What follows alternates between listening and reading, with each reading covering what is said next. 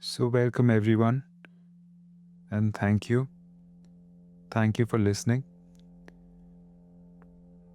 So, I'm just going to say something, and I want you to notice if something in you responds. Do you ever feel like you're visiting this world rather than living in it?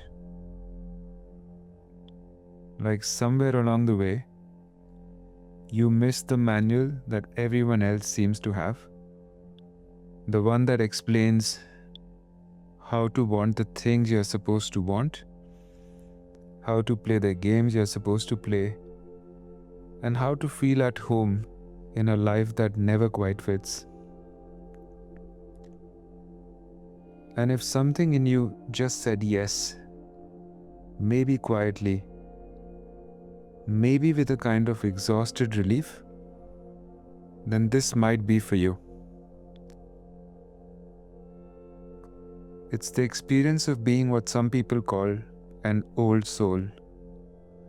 Though honestly, the phrase has always felt a bit too tidy for what I actually mean.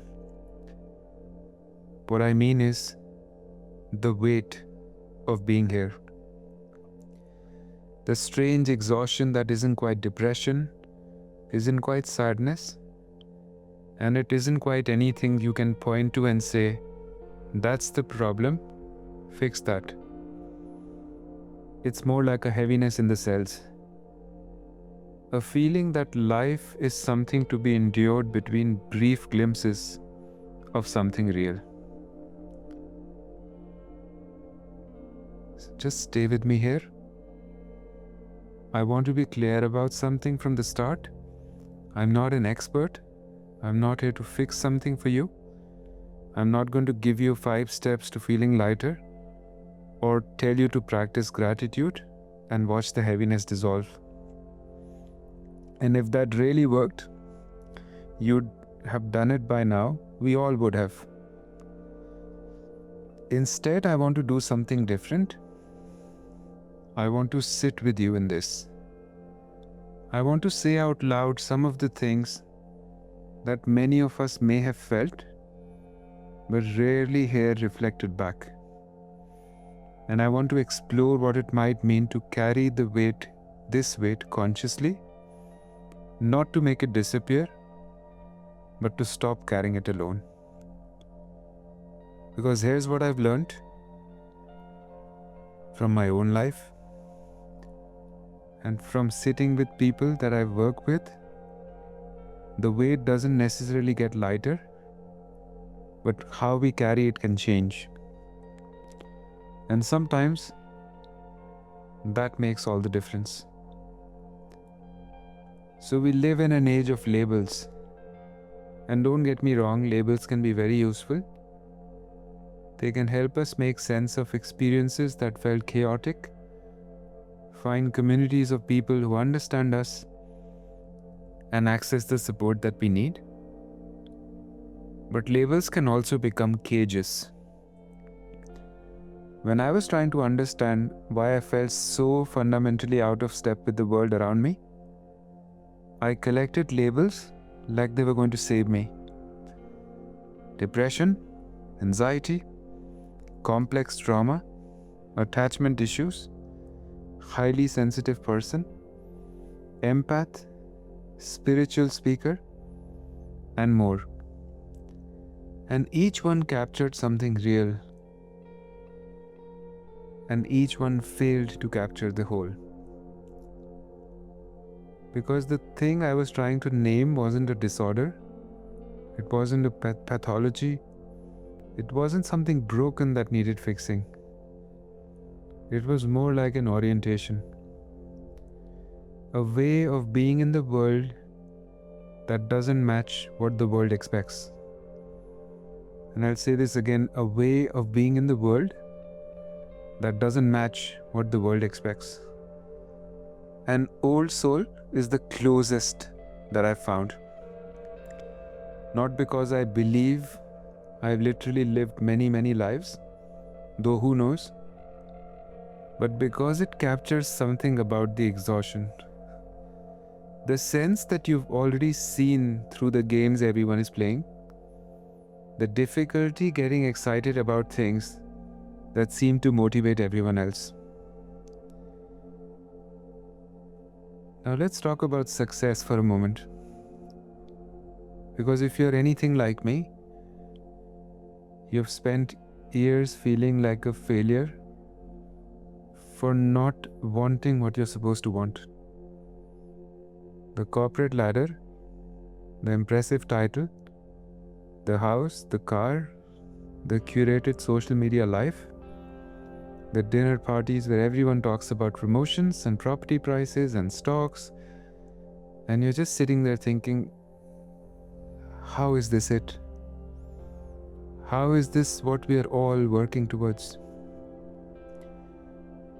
And you can't say that, of course. You can't say, I find this all meaningless.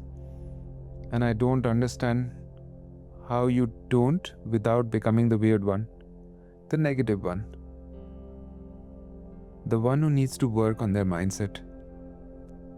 So you learn to smile, to nod along, and play the game just enough to survive. But something inside is dying. And I'm going to say something that might sound arrogant, but I don't mean it that way. The problem isn't that you're broken. The problem is that you see everything too clearly. You see that the emperor has no clothes. You see that so much of what we are told matters, doesn't matter at all. You see that the game is rigged, that the metrics are meaningless, and that we are all running on a treadmill that goes nowhere. And once you see that, you can't unsee it. The weight that you carry, part of it is the weight of seeing. The exhaustion of being awake in a world that rewards sleepwalking. And see if these words land, I'll say them again. The exhaustion of being awake in a world that rewards sleepwalking. And I want to get personal for a moment, because I can't talk about this honestly without acknowledging that some of the weight isn't existential. Some of it has an address, a history, a reason. So for me personally, my 20s were difficult, and that's the polished version. And the unpolished version involves addictions, anxiety, a broken marriage, false accusations, the kind of injustice that makes you question whether the universe has any fairness in it at all. And I picked up coping mechanisms, drinking, drugs, compulsive behaviors I'm still untangling. But the body remembers, the nervous system remembers. So you don't go through something like that and come out unchanged. And here's what I've come to understand, both personally and through my work as a facilitator, as a holistic therapist, that trauma lives in the body. It's not just a memory in your mind. It's a weight that you carry in your cells, a constriction in your chest, a vigilance in your nervous system that never fully turns off. And some of the heaviness that I carry now is existential. The old soul stuff, the seeing too clearly, the not fitting in. But some of it is also literal. It's stored in my tissues. It's the unprocessed residue of years of survival mode. And I think that's true for many people who identify as old souls. We are not just philosophically weary. Many of us have been through some extremely tough things. In this life, in childhood, sometimes even through ancestral lines, that have quite literally weighed down our bodies. Now let me put on my holistic therapist hat for a moment, not in a literal sense. So when your nervous system has been through significant stress or trauma, it often gets stuck in certain patterns. Some people get stuck in hypervigilance, always scanning for danger, never quite able to relax. And others collapse into what we call the dorsal vagal shutdown, the freeze, the numbness, the I can't do this anymore of a system that has given up. And many of us oscillate between both. Moments of anxiety and hyperarousal, followed by crashes of exhaustion and disconnection. The heaviness that you feel, the sense of life being something to get through, that's not just philosophy, that's often your nervous system in chronic low-level shutdown. It's a biological state, and it's not a character flaw that you have. The dorsal vagal state, or the shutdown response, has evolved to help us survive when fighting or fleeing wasn't possible. It's the mouse going limp in the cat's mouth, the body's last-ditch effort to endure by checking out. And when life delivers blows to you, when injustice keeps coming, when the pain keeps coming, when the world keeps not making sense, when you keep having to survive situations that shouldn't exist, the shutdown response can become a chronic background state. So if you have ever felt guilty about your heaviness, like you should be more grateful, more positive, more alive, just know that, or consider, that your body might be doing exactly what it learned to do to survive. That's not failure, that's adaptation, and I'd also say that's intelligence. Now here's one of the cruelest paradoxes of being this way. You often have a gift for connecting with others, for seeing them, for making them feel understood, while feeling utterly alone yourself. Now, I have literally 0 people in my life that I connect with on a deep level. Now, that doesn't mean I don't have friends and I don't have a life. I have a partner who I love, and that's real. But that soul level resonance, that feeling of being truly known, it really doesn't come from anybody in my life. Now, in those brief moments of presence, sometimes I feel it from the divine, from something bigger than me. And it comes strangely enough sometimes from strangers, just by looking at them. And that's a strange way to live, isn't it? To resonate with people you've never met, while feeling disconnected from almost everyone that you're surrounded with. Now, I used to think this was my trauma, my attachment wounds, my inability to trust, to let people in, to be vulnerable. And maybe partly that's true. But I've also come to wonder if it's something else. Maybe the frequency that we exist on simply doesn't match the people that are around us. It's not better, it's not worse, it's just different. Like a radio station that's slightly off on the main dial. The people who tune in deeply. But most people are listening to other stations. There's another layer to this that I think many people in healing professions especially understand. That when you become the one who holds space for others, the therapist, the healer, the person who everyone comes to with their pain. So who holds space for you? Now I sit with people's trauma all the time. I witness their pain, their darkness, their struggle, to make sense of lives that have been unkind to them. And I can do that. Something in me knows how to be present with suffering without being destroyed by it. But when I go home, all the heaviness that I help others carry, who carries mine. And that's not a complaint, it's just the truth. And I suspect if you're still listening, you might know something about this dynamic too. Now, the wounded healer is such a cliche, but it's also real. So many of us who are drawn to helping others are doing it, at least partly, because we know what it's like not to be helped, not to be seen, and not to carry the weight alone. Now, I don't want to sound dark and negative like there's no light, because there is. It's just not the kind of light most people talk about. It's not the sustained happiness of living your best life, and it's not the Instagram version of fulfillment.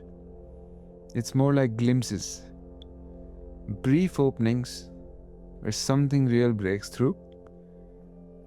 Now, for me, those moments come when I chant. There's something about being near someone who has touched a deeper truth that creates an opening. A window where the weight lifts and something else becomes possible, even if it is just for the moment. They also come when I'm recording like this, when the words are just flowing and I know somehow they're going to reach the right person at the right time, if they have to. They also come in moments of genuine presence, not being present as a practice, but those unexpected cracks where the mental chatter stops and there is just this. And I've stopped expecting more than this now. Not in a giving up way, but more in a releasing of expectations way. Now, I don't think I'm going to wake up one day feeling consistently light and happy, because that's not my path. It might not be yours either. But the glimpses, they are enough. They have to be enough, because they are what's real. And maybe that's the secret that old souls eventually learn, that meaning doesn't come from sustained states. It comes from moments of genuine contact with something true, and those moments don't require you to be fixed or healed or finally happy. They just require you to be present when they arrive. Now, if you're still here, I want to invite you into a gentle practice. And this isn't about fixing the weight or making it go away. This is about being with it differently. So if you're driving or you need to stay alert, maybe save this for later. Or if you can find a comfortable position, sitting is good for this. And if you like, you can let your eyes close.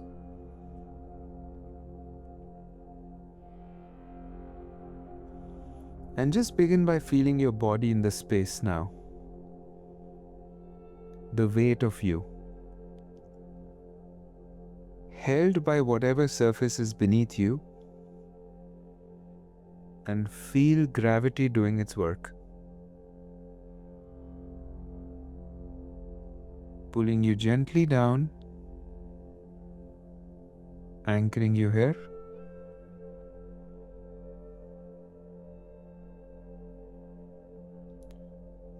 Notice your breath. You don't have to change it. Just watch it for a moment. The way it moves in and out without you having to do anything.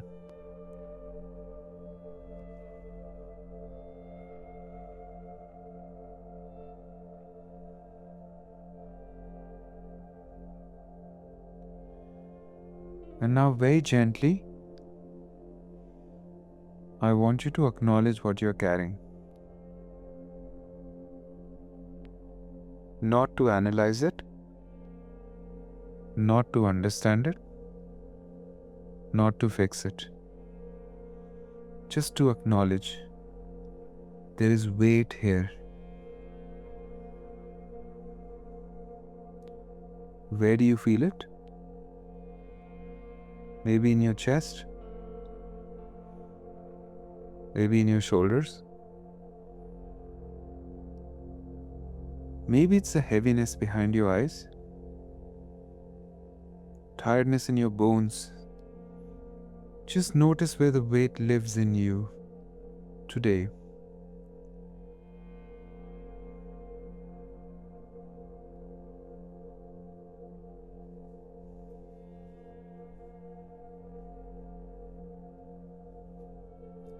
And now I want you to try something. Instead of trying to get rid of it,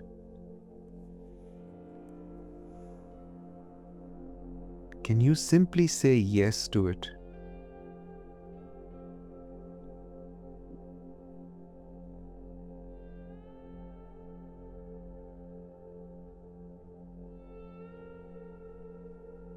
Not yes, I want this, or yes, this is good, but simply yes,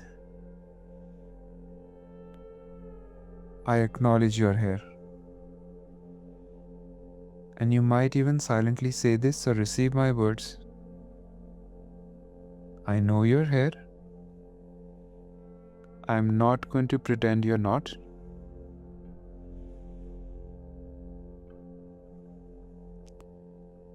And just notice what happens when you stop fighting it.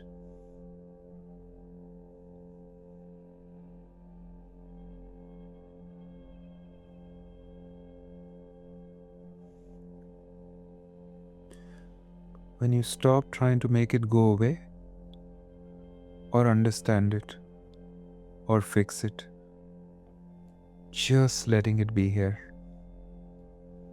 I am here. There is this weight in my body, and I'm okay with that.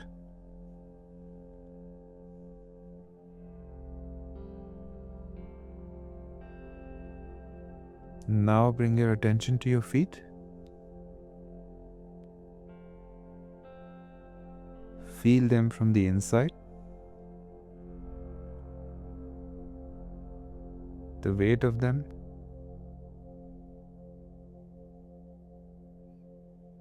The contact with the floor or the surface beneath you.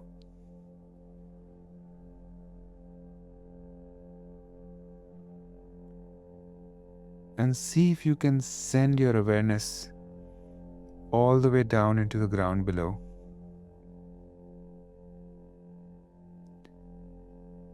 Imagine roots extending from your feet all the way down to earth.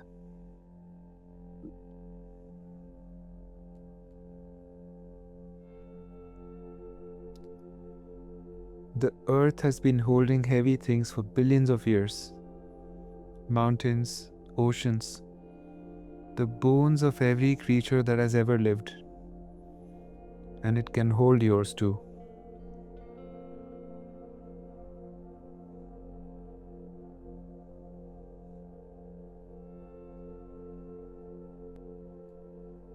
You might imagine some of that heaviness flowing down through your body, through your legs, through your feet, into the ground. Not getting rid of it, just sharing it. Letting something larger hold some of it with you. Letting something larger hold some of this with you.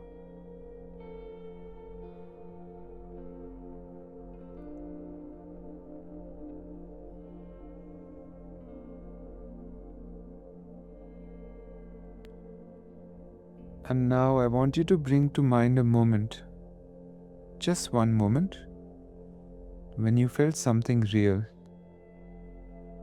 It doesn't have to be a big moment. maybe a glimpse of beauty, a moment of presence, and a time when just for a second the weight had lifted. Let yourself feel that moment in your body. What did it feel like? Where was the lightness? Where was the opening?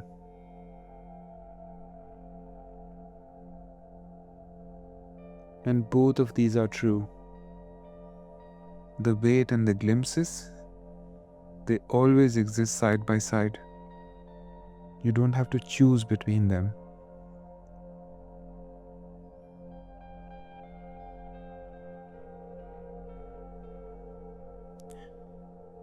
Now, before we finish,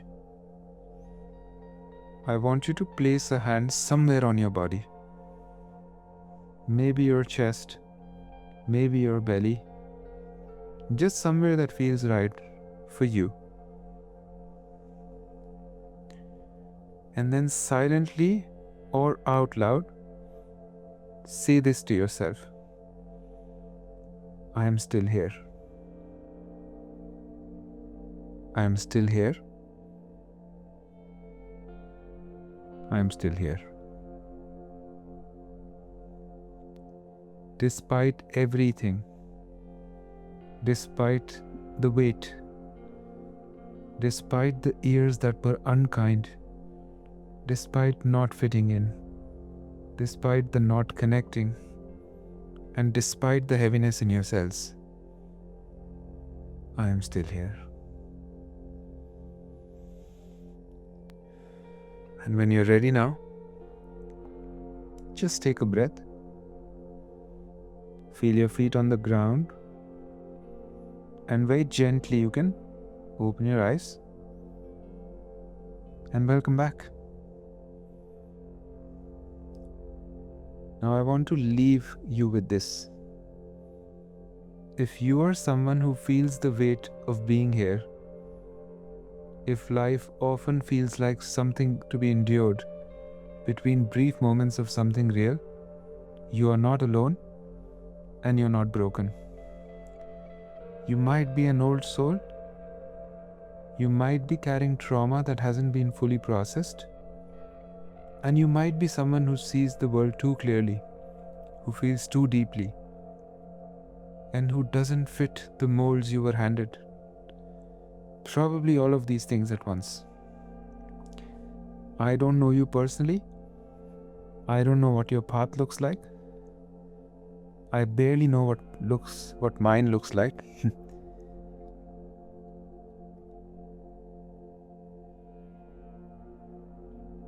Now, if this reached you, if something in your body, something in your chest said, finally someone said it, thank you.